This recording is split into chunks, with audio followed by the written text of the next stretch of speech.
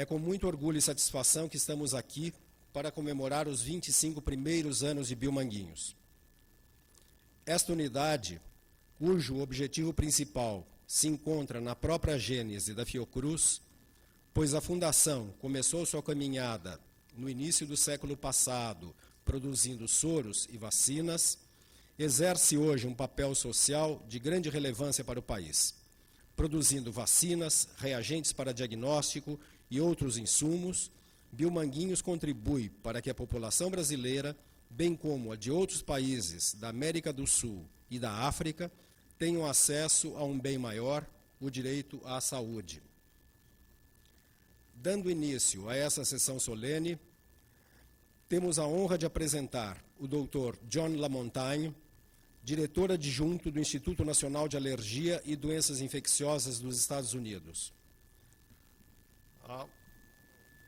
I'd like to begin this talk with a statement about the importance of infectious diseases, because infectious diseases continue to be, and in my opinion will remain, major problems for society to confront in the next century, and possibly as long as human beings occupy the earth. This slide shows the impact of infectious diseases for individuals age under 45 years. And as you can see, infectious diseases result in more deaths than any other cause of death around the world. In fact, infectious diseases represent the second leading cause of death globally. Approximately 18 million people die each year around the world from infectious causes, second only to heart disease. This is just a slide to remind you of the information about HIV, the human immunodeficiency virus, which is one of the greatest challenges that we face currently to public health and vaccinology. This is a virus that contains 2 RNA molecules. The genomic sequence of these is shown for you on this illustration. This simply shows you the target, which is well known to all of you. And this one shows you, and I'll go into some detail here, some of the approaches that are being pursued. Viral surface proteins such as GP120 and GP160 have been considered likely candidates for a long time. And in fact, there's currently a clinical trial underway in uninfected individuals, as well as some interest in looking at GP120 in already infected individuals to see whether it has therapeutic potential. We will not know whether vaccines based on GP120 delivered as an inactivated protein are effective for a while. Clinical trials to test this concept are in fact underway in Thailand and the United States. So there will be information about this, I think, in the near future, which will be very helpful. Live vector viruses, that is, using HIV genes expressed in vaccinia and canarypox, have also been explored, or adenovirus. And these have been looked at and are under active consideration, but most likely in the form of the third illustration here, which is to use them in combination with the purified surface viral proteins. And my institute is in fact engaged in clinical trials in which this concept is being tested. The use of DNA to stimulate immune responses against HIV has also shown a lot of promise. There is good information from the simian immunodeficiency virus system that in fact this may work.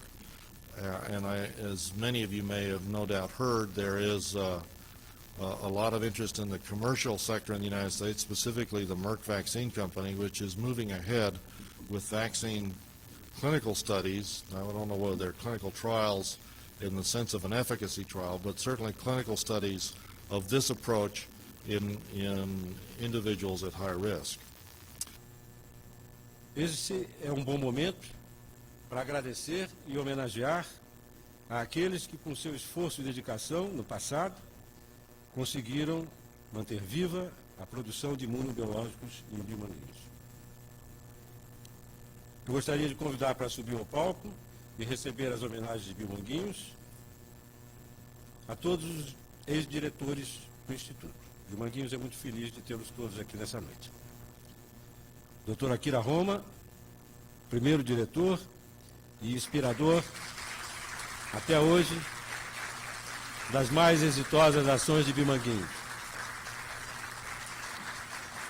Dr. Otávio Oliva, Dr. João Quental, Doutora Maria da Luz Fernandes Leal.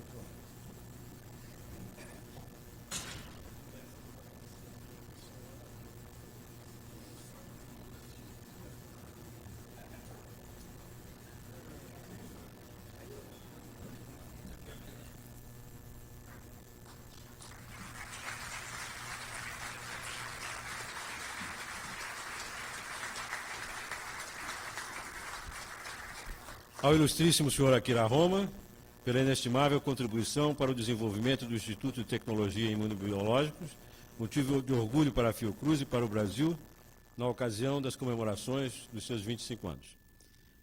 Apenas pela mudança de nome, eu espero que os dizeres das demais placas sejam idênticos.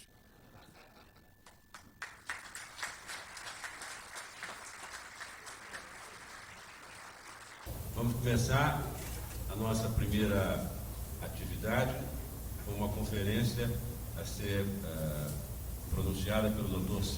Mauro Célio de Almeida Marzocchi.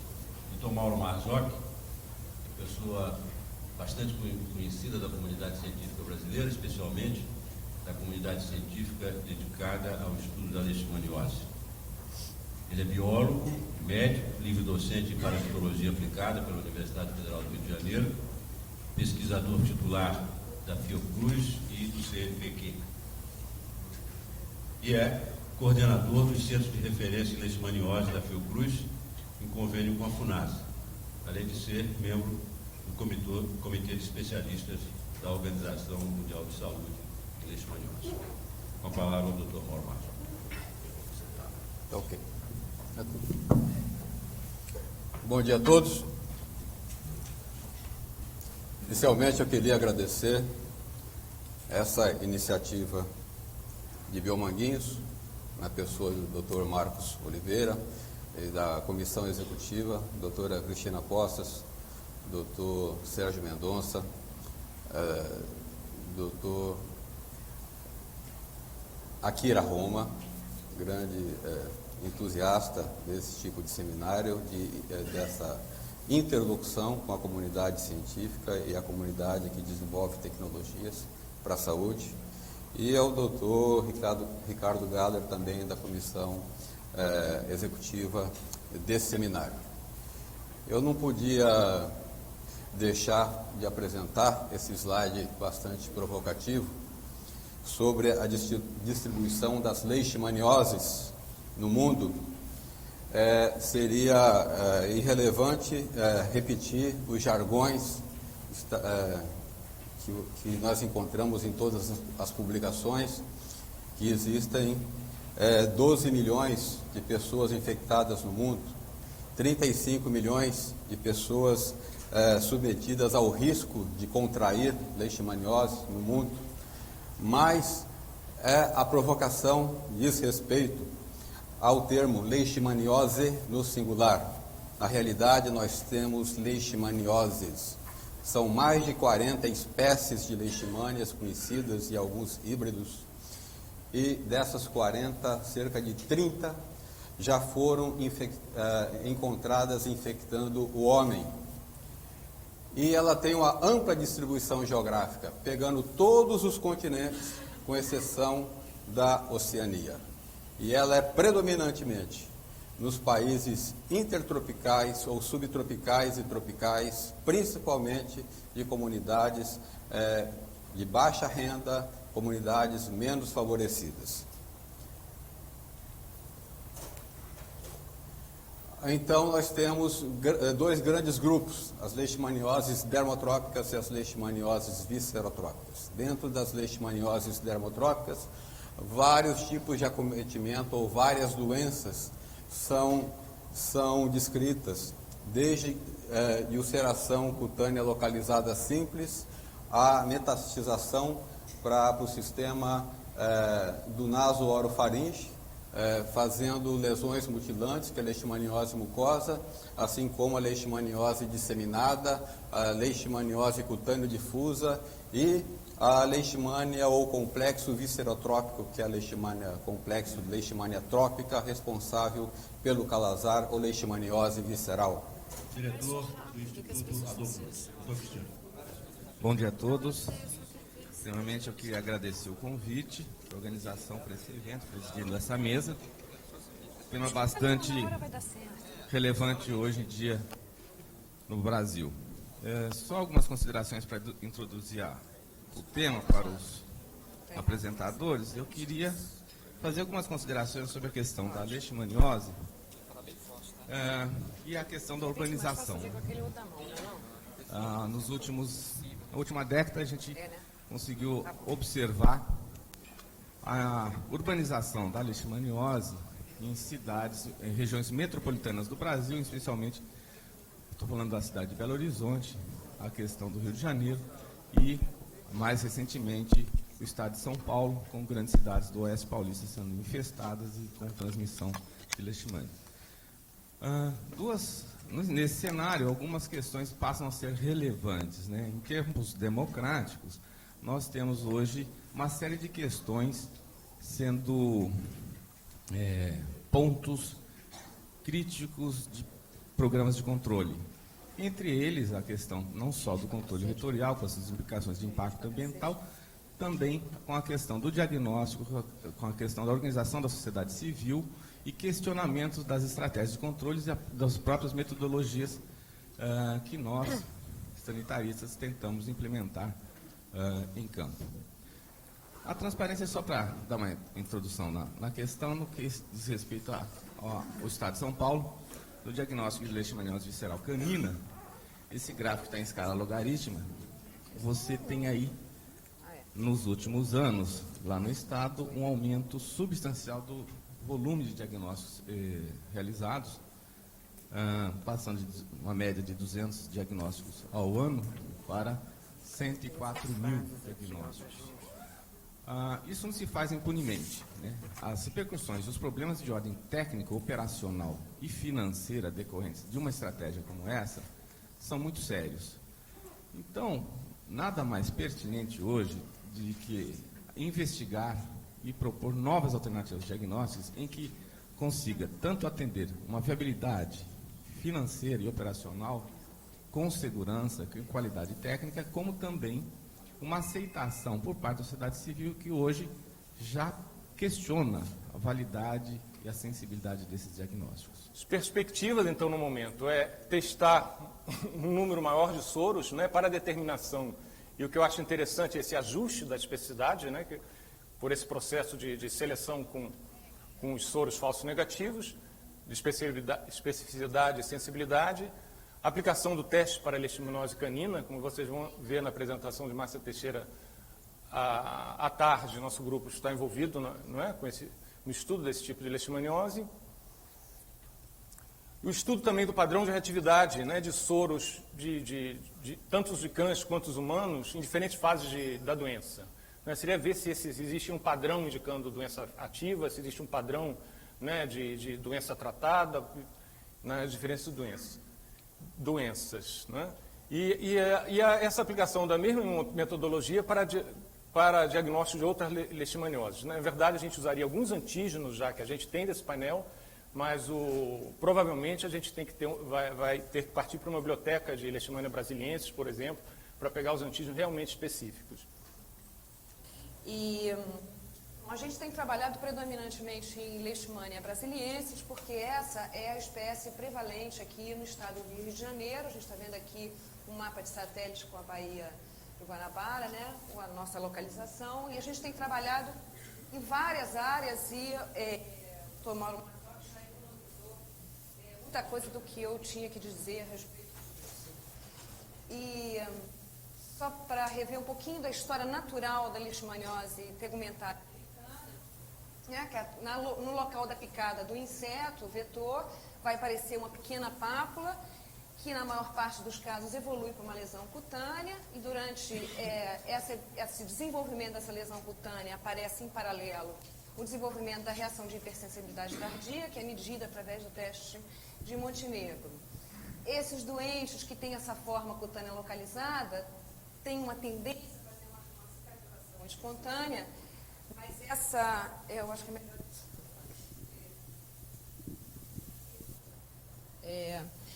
aí eu vou ficar com 3 coisas aqui na mão. Então tem uma tendência a essa cicatrização espontânea, embora essa cicatrização seja muito demorada, leva pelo menos 1 ano para atingir essa cicatrização. E é facilmente tratada com glucantime, apesar do glucantime não ser das melhores opções que a gente tem, é a opção que a gente tem, e a gente consegue facilmente essa cicatrização. O problema da Leishmania brasiliensis, então, não está predominantemente nessas formas cutâneas, mas está nas consequências que podem acontecer eventualmente, embora seja um percentual pequeno de casos, mas ainda assim, nesse pequeno percentual, aparecer ou uma recidiva, né, uma reativação dessa lesão cutânea, ou o aparecimento de uma lesão metastática secundária que vai aparecer muitos anos depois da cura dessa lesão primária. E imediatamente vamos passar para o próximo apresentador, Dr. Álvaro José Romanha, do Centro de Pesquisa René Rachou, e abordará o tema diferenciação da Leishmania viana brasiliensis e Leishmania amazonensis por PCR-RFLP. Muito bem. Ao mapa do Dr. Mauro, que ele apresentou da distribuição geográfica da leishmaniose tegumentar no Brasil, o que eu quero acrescentar é só mais 3 pontinhos na região de Santa Catarina, onde 3 focos bem restritos, 2 de brasilienses e 1 de amazonenses, acabou de ser identificado bem recentemente, juntamente com 2 professores da Universidade Federal de Santa Catarina, o professor Mário Steiner e Edmundo Guizar, usando metodologias moleculares para fazer a caracterização. Bom, os métodos de caracterização do parasita, né, têm se baseado em características extrínsecas e intrínsecas, quais sejam manifestações clínicas, epidemiologia da doença, comportamento em cultura, e os moleculares conhecidos, isoenzimas, heterogeneidade do KDNA, sondas moleculares e anticorpos monoclonais. Bom, com o advento da PCR, os trabalhos iniciados por Rogers em 90 foram seguidos pelo grupo aqui da Fiocruz, da qual Claude, Otávio Fernandes e etc. são parte muito integrante e ativa na produção desses trabalhos, cuja amplificação tinha como alvo a região variável e conservada do KDNA, né? E foi amplamente utilizada por outros autores daí por diante até a época atual, né? na tentativa de diferenciação de complexo, ao ponto em que a Vilis chegou recentemente. A PCR seguida por hibridização com sondas moleculares foi o caso que Claude acaba de falar, e está bem caracterizada até o nível de subgêneros, nessa série de trabalhos. E nós vamos tentar dar uma contribuição, adicionando talvez a 1 ou 2 dessas setas, se possível. Alternativamente, a PCR, tendo como alvo o gene de mini-exon, também tem sido utilizado por Fernandes, Harris e Grizzard para fazer a identificação, a tentativa de identificação da espécie. A PCR-RFLP, o que significa isso? Então, é uma PCR em que se segue uma digestão do produto dela por uma endonuclease. E os produtos gerados dessa digestão do produto da PCR é que vão dar o fingerprint ou uma característica de identificação da espécie ou do subgênero que se quer trabalhar. Portanto, é uma reação com duas etapas. Faz-se a PCR convencional, pega-se o produto dessa PCR, coloca-se a ser digerido com uma endonuclease e verifica-se o produto no gel. E aí se caracteriza. Bom, ela foi feita em 98 por nós e por Hernandes e Montes, e que se baseou na amplificação da região variável e digestão enzimática da forma que eu acabei de descrever. O conferencista da tarde, o Dr. David Sachs. Ele é um imunologista pela Harvard, já é muito conhecido nessa área de doenças parasitárias, tem sido consultor da Organização Mundial de Saúde e também atuado como membro do Comitê Técnico Científico da TDR para leishmanias, desenvolvimento de vacinas, e tem dezenas de trabalhos publicados nessa área. Quem trabalha nessa área certamente conhece os vários trabalhos que tem o David Sachs. Hoje tem a posição de titular, de imunologista no National Institute of Health lá nos Estados Unidos. Portanto, vamos ter o prazer de ouvir aqui o Dr. David Sachs fazer a apresentação dele sobre o tema Situação e Perspectiva de Vacinas para Leishmania. Dr. David Sachs.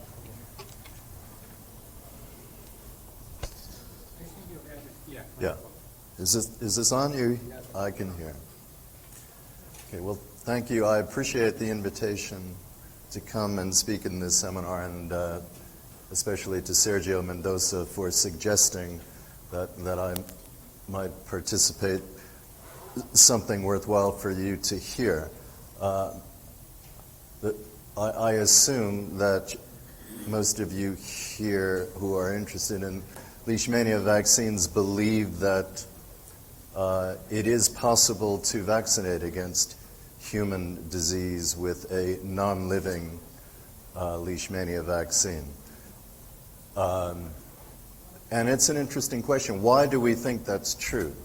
Of all the parasitic infections of people, there is a consensus that Leishmaniasis is the one parasitic infection that we should be able to develop a vaccine, an effective vaccine against.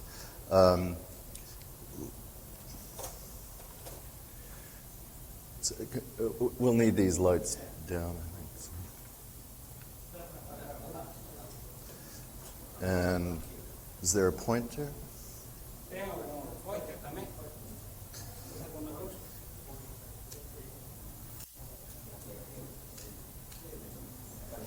Obrigado.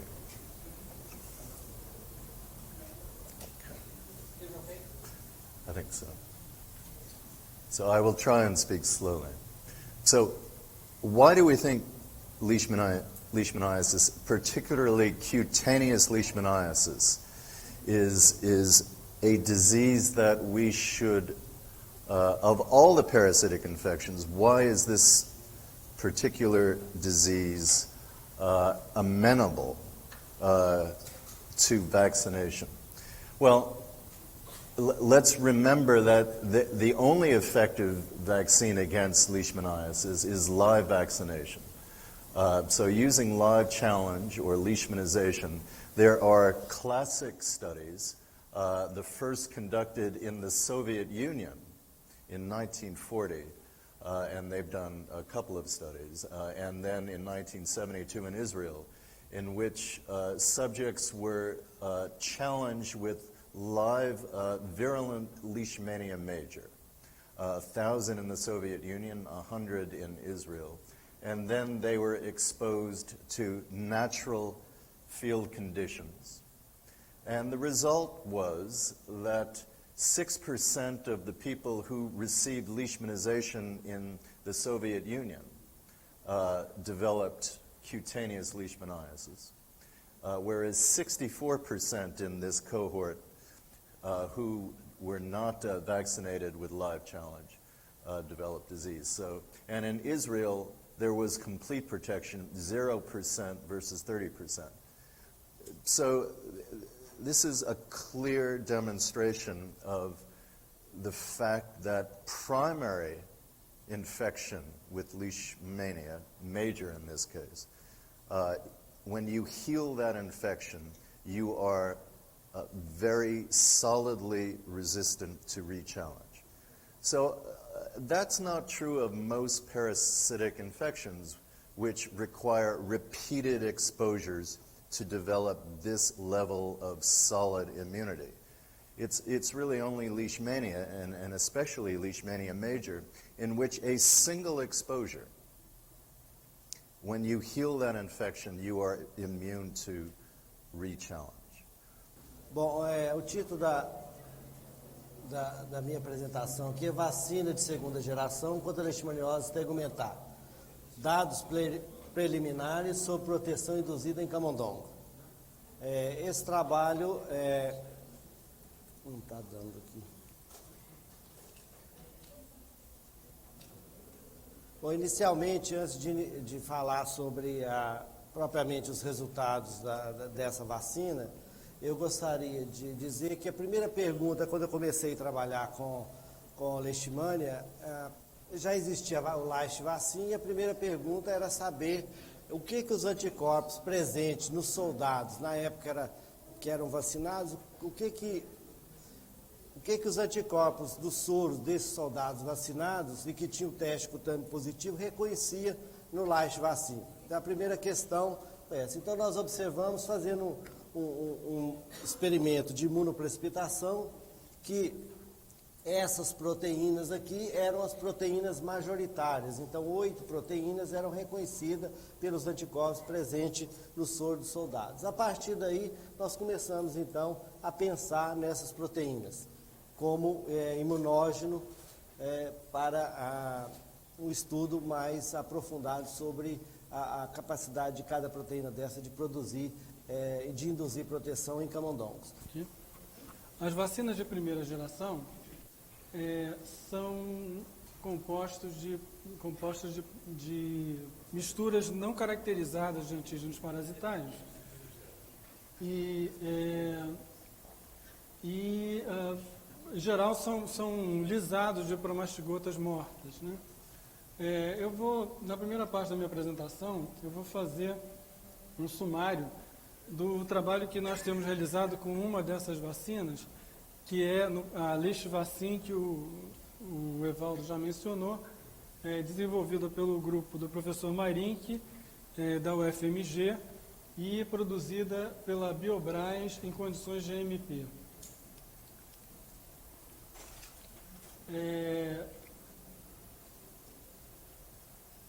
Eu vou relatar aqui os resultados básicos de alguns ensaios clínicos que nós realizamos nos últimos anos. Esse primeiro aqui foi publicado em 95 e nós trabalhamos com a primeira versão dessa vacina, que era constituída de 5 cepas de leishmania. E o nosso interesse era caracterizar a resposta imune induzida pela vacina. Então, nós estudávamos os voluntários desses ensaios clínicos antes e um certo período, em torno de 45 dias, após a vacinação. E verificávamos, né, o que havia mudado na resposta imune desses indivíduos.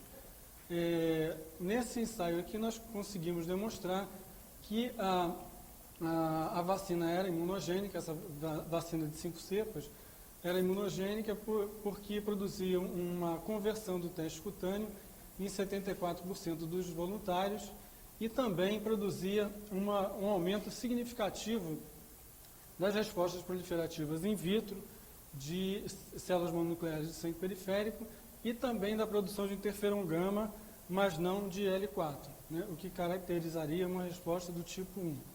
E também a gente notou que essa vacina, quando nós pegávamos as células reativas a antígenos de leishmania in vitro, as células que estavam proliferando a antígenos de leishmania in vitro, a maior parte dessas células eram do fenótipo CD8, em nítido contraste com o que nós observamos num grupo o controle de pacientes com leishmaniose tegumentar em atividade em que predominavam as células do fenótipo CD4. Isso mais ou menos coincidiu com a época que a Alda da Cruz e Sérgio Coutinho mostraram que durante a evolução da cura da leishmaniose cutânea, havia um aumento da proporção de células CD8 entre essas células leishmania reativas in vitro, e que eles interpretaram que isso pudesse ser uma indicação de que essas células CD8 poderiam estar participando desse processo de cura.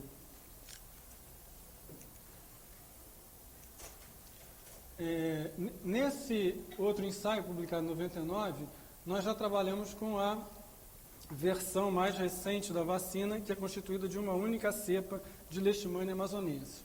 Nós observamos que a resposta foi bastante semelhante à observada com a vacina de 5 cepas. Também havia uma conversão do teste cutâneo na maioria dos indivíduos vacinados, e também havia um aumento da resposta proliferativa da produção de interferon gama, e também predominava o fenótipo CD8 entre as células reativas a antígeno de Leishmania in vitro. Esse ensaio foi também desenhado para se comparar a imunogenicidade de preparações autoclavadas e não autoclavadas da vacina, já que a Organização Mundial de Saúde, na época, havia proposto que a autoclavação seria uma forma de preservar ou de aumentar a estabilidade dessa vacina. E nós observamos que a autoclavação reduzia significativamente a imunogenicidade da vacina, porque a vacina autoclavada induzia uma menor taxa de conversão do teste cutâneo e uma menor produção de interferon gama. E essa diminuição da imunogenicidade se correlacionava com uma alteração profunda do padrão eletroforético por SDS-PAGE. Porque quando nós tratamos do novo mundo, nós temos um leque de parasitas enorme. E nós temos muitas reações imunológicas entre os parasitas que nós não entendemos e pouco conhecido. Então, minha primeira observação é que nós temos vacinas e nós temos uma coisa que ninguém falou, imunidade cruzada entre os parasitas. E como isto complica a patologia? Bom, há vários níveis, nós podemos falar sobre espécies, aí vamos para baixo sobre variância geográfica entre as espécies. Também podemos falar entre definições moleculares, que tem ou não tem tal epitopo, e tropismos de virulência que pouco entendemos. It's my great pleasure to be here, and I'd also like to thank the organizers for inviting me. It's quite an honor to come to Brazil, particularly address a group organized by Biomanguinhos, one of the most famous places in the history of yellow fever and development of yellow fever vaccines. And I'm very aware of the history of the early days in the 1930s, where in Brazil the vaccine was first made at the Institute Oswaldo Cruz and used to demonstrate that a vaccine could control jungle yellow fever back in about 1937. So I'm going to talk today, I guess my charge was to give you a world view of the situation as it regards yellow fever, medical aspects, the epidemiology, and as a lead-in to discussions of how one might better develop an appropriate prevention strategy, in particular using vaccines. And I'll be covering a lot of subjects which will come up later in the day in more detail, such as the whole question of urbanization, how one develops an appropriate vaccine policy, the issue of Aedes aegypti, the vector, and adverse events associated with the vaccine, all of which will come up in much more depth later on. Figure out how to do this. So anyway, we'll start just one slide to remind everyone about the history of this disease. The first records that we know about go back to about 1648. when apparently there was a widespread yellow fever in the Yucatan. The term yellow fever was first used during an epidemic in Barbados, 1750. And then, of course, throughout 2 centuries, the 18th and 19th century in particular, this was a huge medical problem throughout the Americas, Europe, West Africa. In 1900, the virus was shown to be a viral disease and transmitted by Aedes aegypti. And with that came the recognition that one could control the disease by controlling or eliminating Aedes aegypti. And there were some success stories in Cuba and elsewhere, and there were some failures, such as in the Panama Canal. The virus was first isolated in 1927, and that really is the beginning of the virological era and the opportunity to make a vaccine. In 1932, jungle yellow fever was described, meaning that the disease was not eradicable by vector control. One had to take another approach, such as a vaccine, to prevent the disease in humans.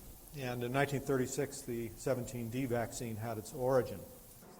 Então vamos estar discutindo pouco, apresentando a situação da febre amarela no nosso país e algumas implicações para a medida de controle, particularmente a vacinação, qual tem sido a política de vacinação para a febre amarela no nosso país e o que está sendo executado até o momento. Primeiro eu queria desculpar a ausência do Dr. Jarbas Barbosa, que por conta de compromisso internacional estará viajando amanhã e ficará 15 dias fora e não pôde comparecer. Bom, nós temos, nos últimos anos, particularmente nos últimos 3 anos, enfrentado uma situação bastante crítica em relação à ocorrência da febre amarela no nosso país. É certo que a ocorrência da febre amarela já é histórica, como nós vamos verificar.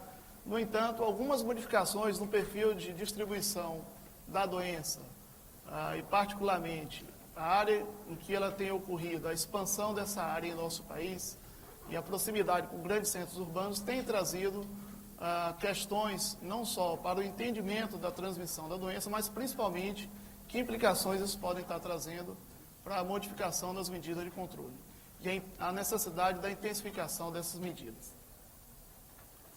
Então, rapidamente, traçar um panorama da doença no nosso país. Nós tivemos o primeiro registro de epidemia no Brasil, em Recife, em 1685. Um ano posterior, e até 92, a epidemia na Bahia, também com alta letalidade.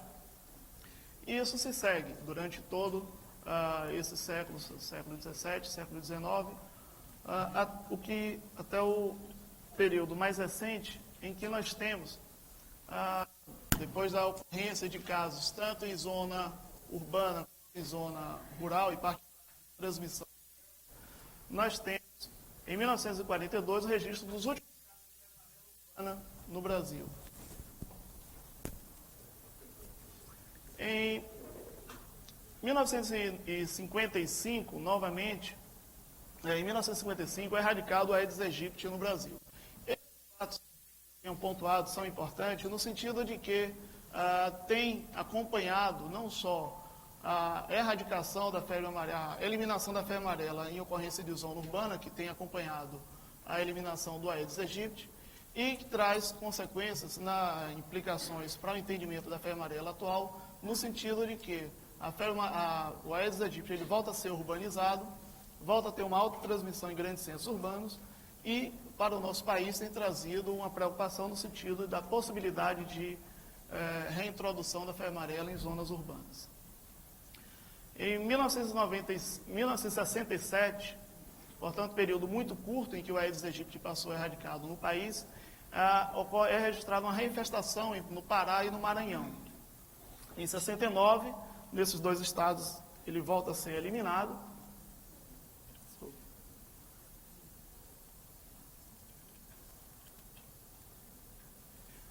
E em 1976, novamente, reinfestação pelo Aedes aegypti, iniciando por Salvador. A partir daí, e até o presente momento, continuamente observa-se uma expansão na área de infestação pelo Aedes aegypti. Em 1979 é descoberta a transmissão transovariana, que traz algumas implicações em relação à transmissão tanto da dengue, mas possíveis implicações para a febre amarela. Em 86, o registro pela primeira vez no Brasil da presença do Aedes albopictus no nosso país, particularmente Rio de Janeiro, Minas, Espírito Santo e São Paulo. E em 1989, a verificação da susceptibilidade do Aedes albopictus ao vírus da febre amarela e dengue em laboratório, ou seja, além da preocupação da transmissão urbana para a febre amarela pelo Aedes aegypti, sobrepõe a possível transmissão pelo Aedes albopictus, com a particularidade que o Aedes albopictus ele tem hábito tanto de ocorrência em área de florestas, em áreas silvestres, quanto de ocorrência de distribuição em áreas urbanas, ou seja, quais possíveis implicações que isso poderia ter em termos de esse vetor ser um vetor que poderia estar trazendo a febre amarela de áreas silvestres para áreas urbanas. É um país muito grande, 170 milhões de habitantes, e que temos uma área indene que corresponde a em torno de 125 milhões de habitantes, né, próximo de 130 milhões, um índice de infestação muito grande em alguns estados, em municípios, e a necessidade de tentar um controle utilizando as duas ferramentas que hoje tem para ter o controle ou evitar a urbanização da febre amarela, quais sejam a vacinação ou o controle de vetores. Nós vimos o controle de vetores, a coisa não está caminhando de modo mais satisfatório, resta-nos a vacinação. E isso... Bom, apenas para lembrar um fato histórico, o Dr. Max Tyler, que foi o descobridor da vacina da febre amarela, né?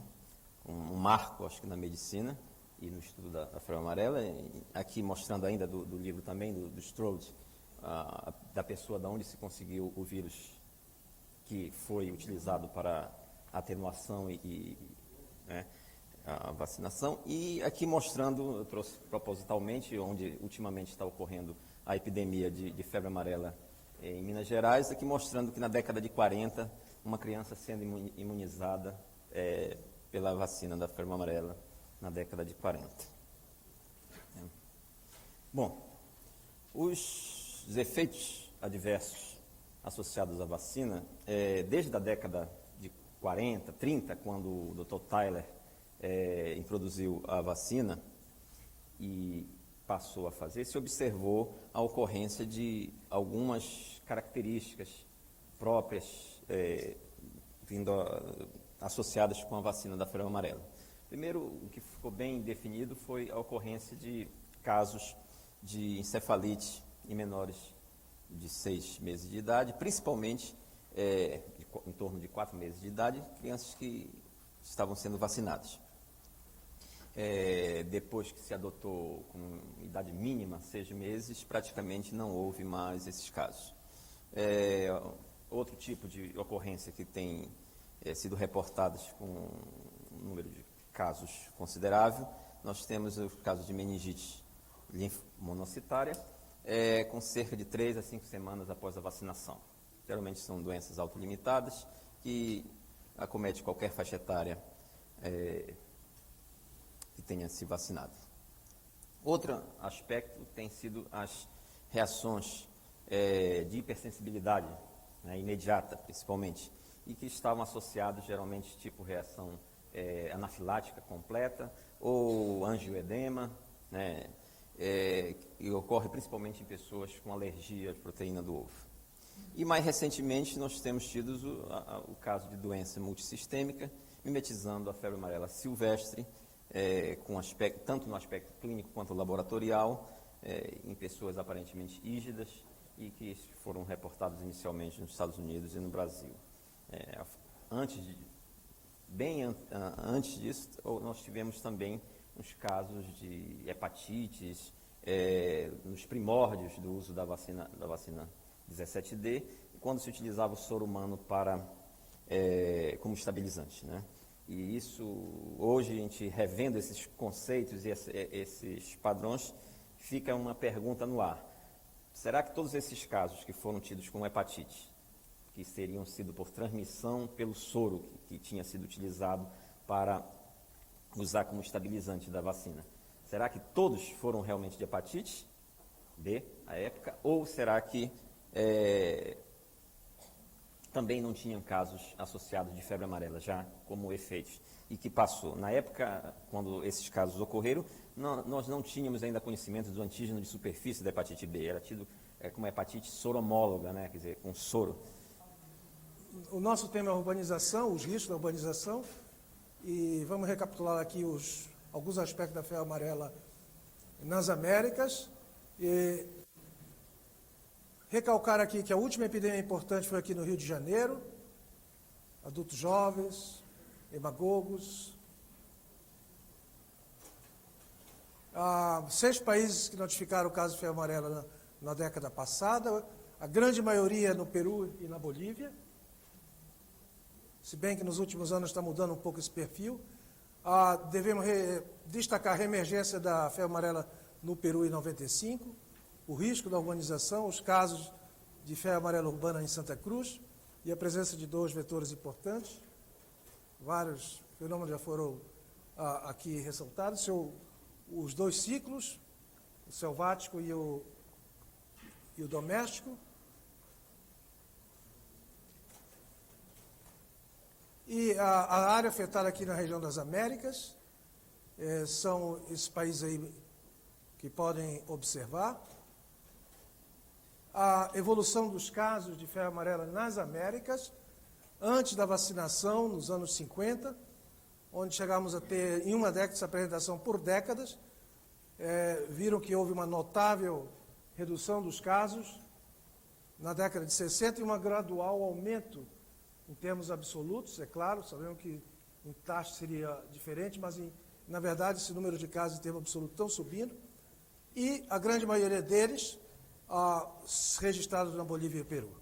Realmente é uma satisfação muito grande eu vir aqui falar sobre esse tema, que é uma das páginas muito importantes da história do país em termos de ciência, tecnologia e epidemiologia.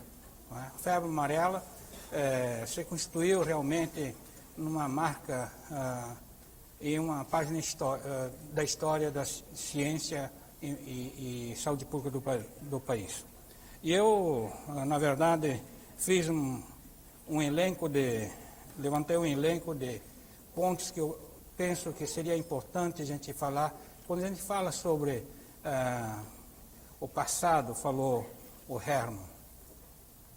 Mas o passado, eu quero começar com uma coisa mais recente, que já falaram aqui, que foi em 76, com a reintrodução do Aedes aegypti, depois de um esforço nacional de eliminação, de erradicação dessa Aedes aegypti.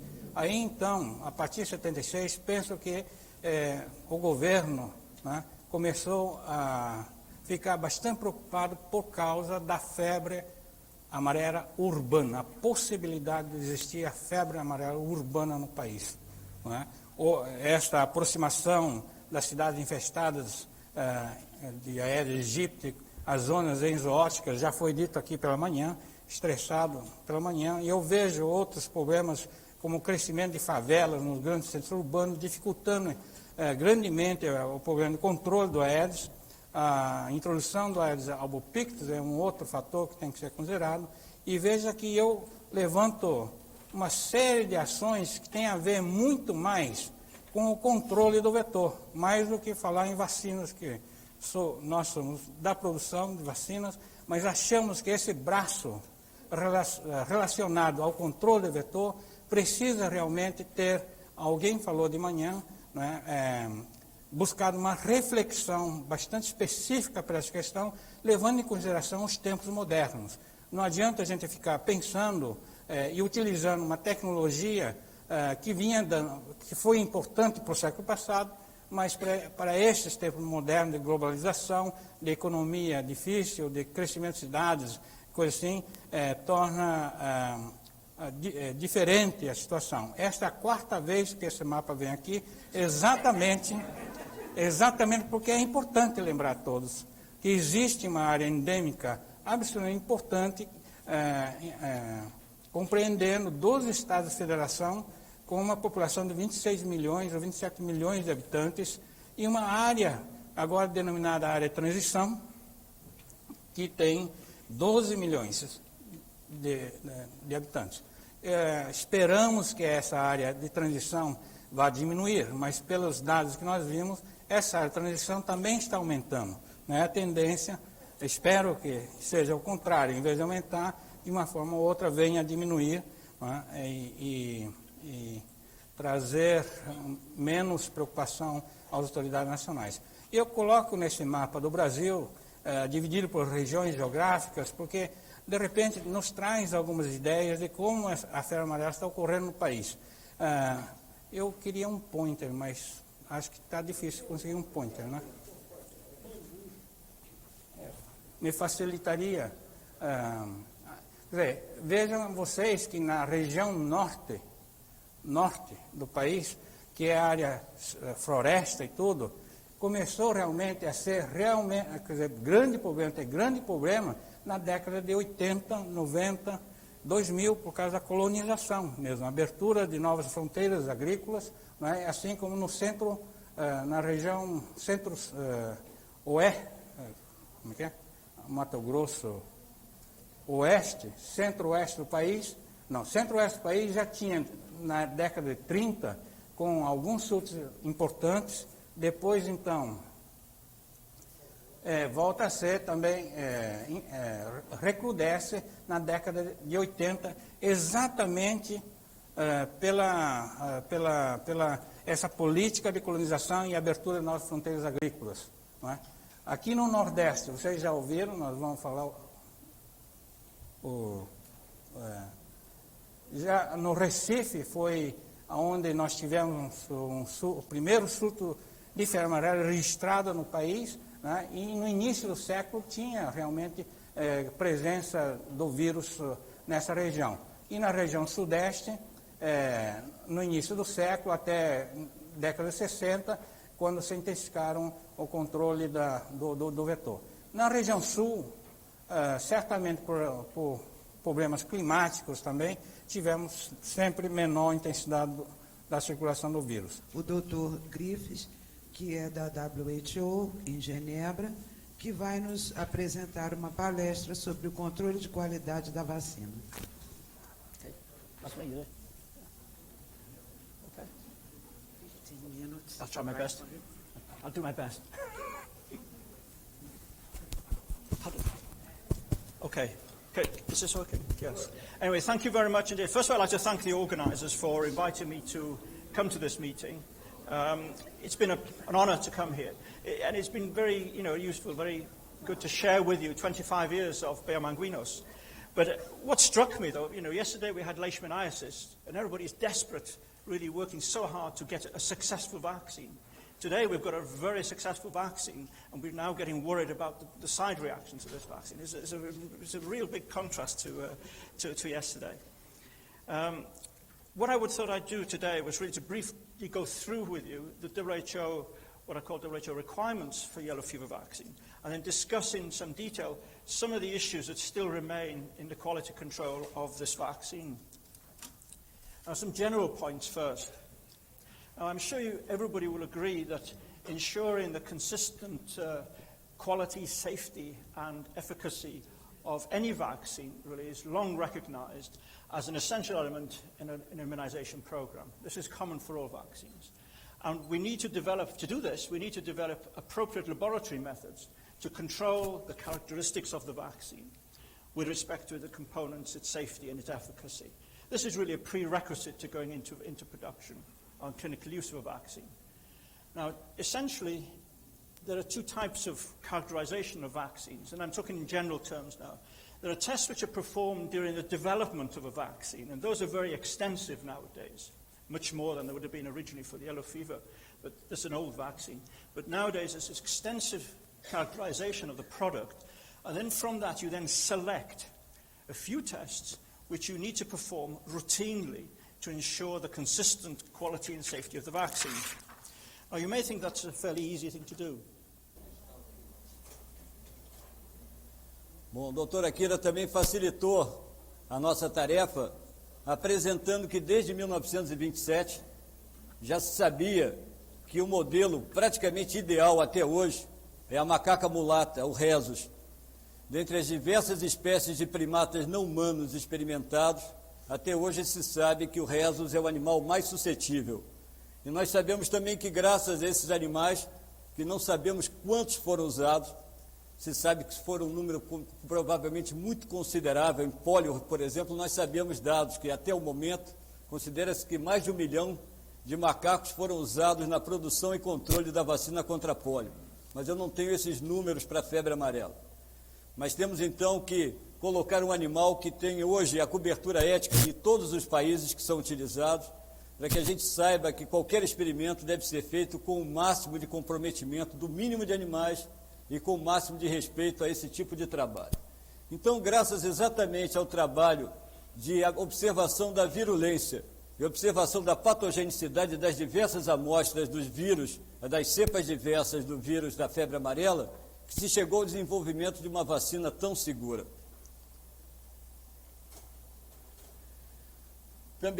Também temos aqui a chance de observar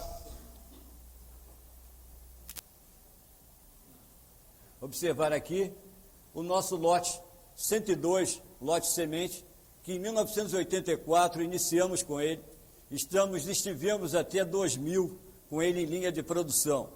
Então, nossa tarefa será colocar a vocês uma ideia extremamente limpa, clara, de se tornar, dentro de uma pequena visão de alguns minutos, a presença de um estudo feito sistemático em 6 experimentos diversos, desde 1984 a 2000, com esse lote 102-84. What I'm going to do is start off with the basis of attenuation of these vaccines. Dr. Kira gave a very wonderful presentation on the development of the 17D vaccine. And what I'm just going to do is summarize what happened. The other way around, okay. Where the wild-type strain of CB was taken and passaged through chicken tissue 176 times to develop the 17D attenuated variant. And then 2 substrains were developed from this attenuated variant 17D as 2 substrains. One called 17D204 has been used at passage 233 to 239, and another vaccine substrain called 17DD, which is passage 286 to 288. At the same time as the American workers, including Tyler, developed the 17D vaccine, French workers developed their version of a vaccine called the French neurotropic vaccine. This involved taking the so-called French viscotropic virus, or FVV, passaging the virus through mouse brain 128 times to develop an attenuated variant called the French neurotropic vaccine. This virus was then passaged further to passage 237 to 260 and used as the vaccine. Now we can compare the nucleotide sequences of the wild-type viruses with the attenuated derivatives to try and get an understanding of the molecular basis of attenuation. Clearly, because we have so many passages, 237 or over 200 here, between the wild type and the vaccine strain, not all the mutations will be associated with attenuation. But I just want to work you through where we've got to. Esses dados são tirados dos testes feitos pelo Dr. Marchavit, que, usando rhesus, os dados histológicos, nesse caso, são, usando, em verde, está o vírus 102, ao qual o Dr. Renato se referiu. Nesse caso, ele usou, o verde seria o vírus referência, que nós entendemos que seria o vírus referência, que na realidade não é um vírus referência de nível alto de neurovirulência. Porém, os outros seriam vírus que estariam sendo confrontados em testes nesses anos, nesses 16 anos. Com o score histológico da área-alvo, nós vimos que a variação do vírus semente, que o Renato usou como referência, ele houve uma variação durante os anos, e os vírus que foram confrontados apresentavam o resultado. Nesse teste... Próximo, por favor. Rodrigo. Obrigado. Já pegando as áreas discriminatórias, também, da mesma forma, usando em verde o 102 e os outros vírus sendo testados durante esses anos. E observamos isso. E no próximo seria já o diagnóstico combinado, onde você vê essa variação e vê os outros vírus testados. Neste caso, a interpretação é muito fácil, Dr. Griffith, porque os requisitos mínimos da OMS nos permite usar cálculos estatísticos para diferenciar um vírus do outro, ou colocar dessa forma.